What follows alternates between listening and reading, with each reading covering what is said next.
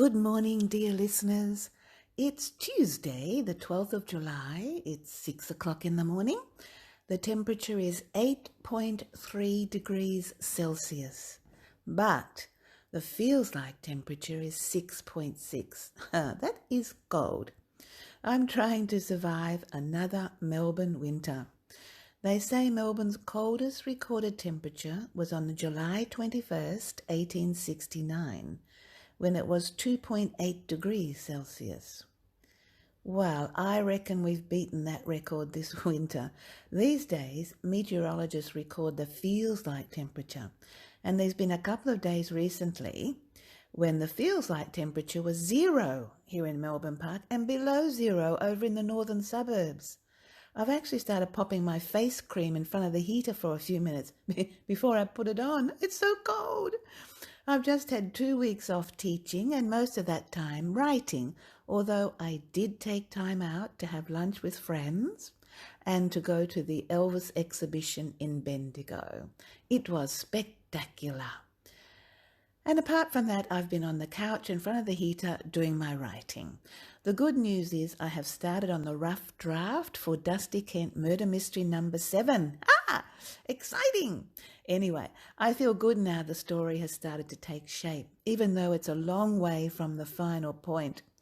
Same as most things, I suppose. Once I've jumped the starting hurdle, the writing seems to flow. It's autumn 2021 in the book, and we are up in the Dandenongs, that is the Dandenong Ranges, amongst the ferny gullies and tall mountain ash. One of the highest villages in the Dandenongs is Olinda, where Dusty is investigating the death of one of its residents. By the way, the name Dandenong was apparently derived from the language of the Wurundjeri people, except the ong ending of the word relates to watercourses, not mountain ranges. So I don't know what happened there, but that's what it's called. Lovely word though, Dandenong. Talking about names, I want to tell you about Mr Tulk, more specifically, the Mr Tulk Cafe. So the cafe was named after Augustus Henry Tulk, the State Library of Victoria's first chief librarian. He was born in Surrey in England, but emigrated to Australia in 1854 because, what? He was looking for a warmer climate because he wasn't well. Someone should have told him how cold it is in Melbourne in the winter.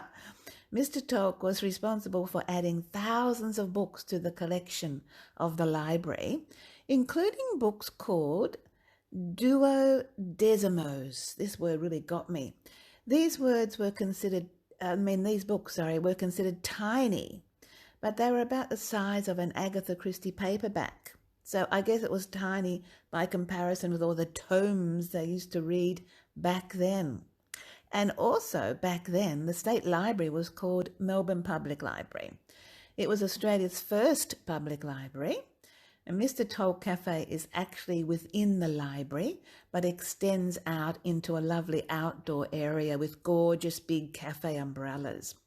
Unfortunately, it's too cold to sit outside at this time of year, but this is where I have a martini breakfast once a month with the Friday Writers Group before we head off to our meeting.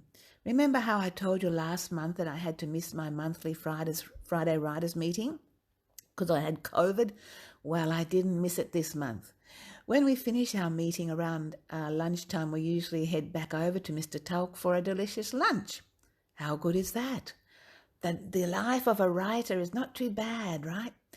The cafe has a literary theme for the names of some of their dishes. For example, great eggs expectations and a freshly squeezed juice called Killer Mockingberry. Isn't that fun? They also have a Dusty Burger.